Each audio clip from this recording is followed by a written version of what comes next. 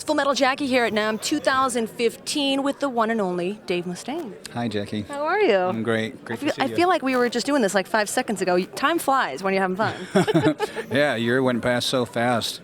Yeah, and Dave Mustaine, obviously a longtime member of the Dean family, and as I said, here at N.A.M.M 2015, and huge line. I mean, probably the longest line I've seen all day for your fans lining up out the door. Must be a cool feeling when you show up to like a signing and meet and greet sort of thing, and line down the street sort of thing for you. It is in a lot of different ways because when I'm on stage and I talk to people, if I say hello, they're going to go. It's like a kung fu movie, right? I don't know what they're saying. This is a chance for me to be able to interact with them. And I feed off of that because I'm one of those few musicians that really puts his money where his mouth is and really cares about our fans. I think that the lines are just indicative of, your legacy and how you treat people. Because you can be the flavor of the month and everybody will come there, but as soon as they meet you, if you're an asshole, they're going to walk out and say, he was an asshole.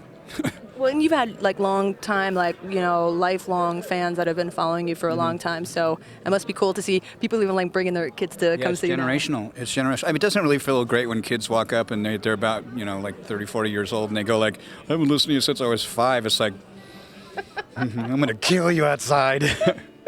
So do you find yourself this N.A.M.M is obviously like a giant toy store for musicians. Do you find yourself geeking out on stuff at N.A.M.M ever? Of the products that I endorse, I'm not an endorsement whore. I don't sell myself out for anything. I know there's a lot of guitar players that will do anything for something free. I've been blessed with a great career and the wherewithal to be able to buy what I want to buy. And a lot of the stuff, like my first guitar that I got a couple endorsements ago, I paid for it. When I got my first Marshall, I paid for it. When I went to Seymour Duncan, I had my old BC Rich and put Seymour Duncan's in them. Paid for that, and I think that that's what they like because we built the relationship off of trust. I liked their products, I bought it, and I went there and I said, hey, here's my stuff. I'd like to represent your product, but not, I want something. And I think that's the problem nowadays. There's so many people, there's so many bands with really a lot of talented people, and a lot of these music companies, when they get here, they're behind the 8 ball. They make promises and people come and they're all polished and all you see when you see a musician, you see their outsides, you don't really see their insides, so you don't know if they're the real deal or not, and then you walk away and you're thinking, God, I just told I'd give that guy a guitar and he probably sucks. So I worked hard for all my endorsements and I love all of them. And obviously here at Dean Guitars, there's a couple of guitars that we wanted to talk to you about today. Tell us what you got lying around here. Well, when I first joined Metallica, I was the only guitar player, and I played an Ibanez Destroyer. And a lot of people think that I play the Zero now because of Hetfield. Well, look at the pictures.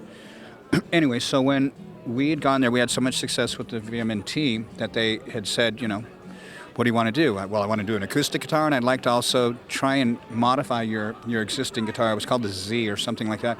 And what I did was we just kind of made the points a little sharper, gave it more access on the neck, and tried to really improve all the electronics the way it was done. Now, it's really hard to improve on a guitar that was made really, really well. So a lot of the improvements are cosmetic. A lot of it is the way that the neck is dressed, the way that it's set up. This guitar can almost play itself. So I'm really proud to introduce this one. This is our punk one. It has one pickup, as you can see.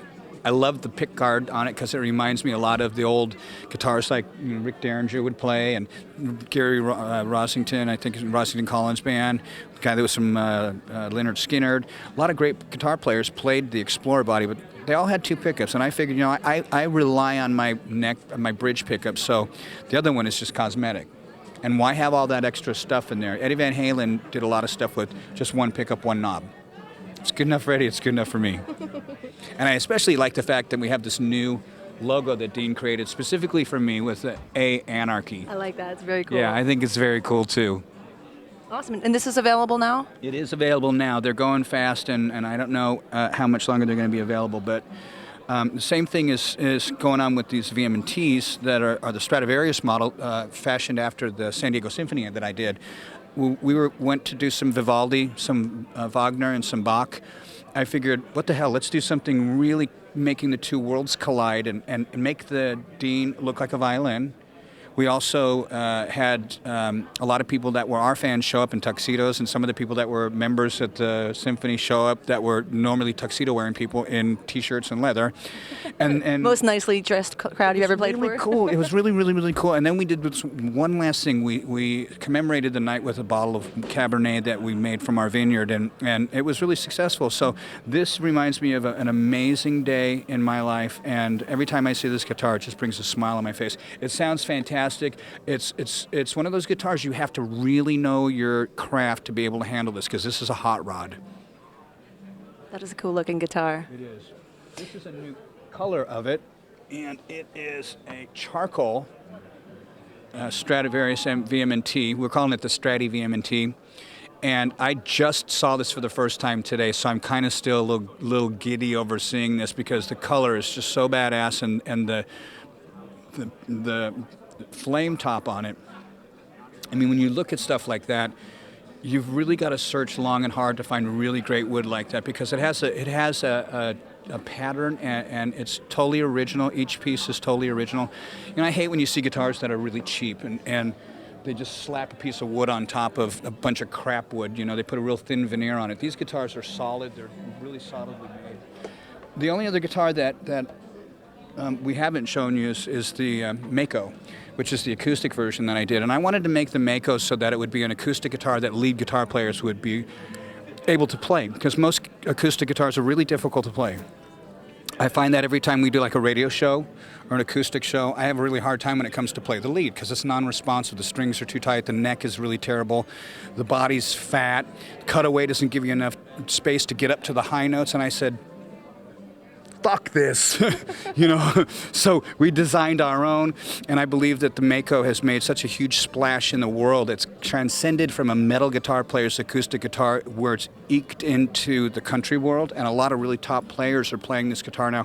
It was so successful that they made a bass, and we're redesigning it now so that there's going to be the Mako bass, and then there's going to be a Mako for lead.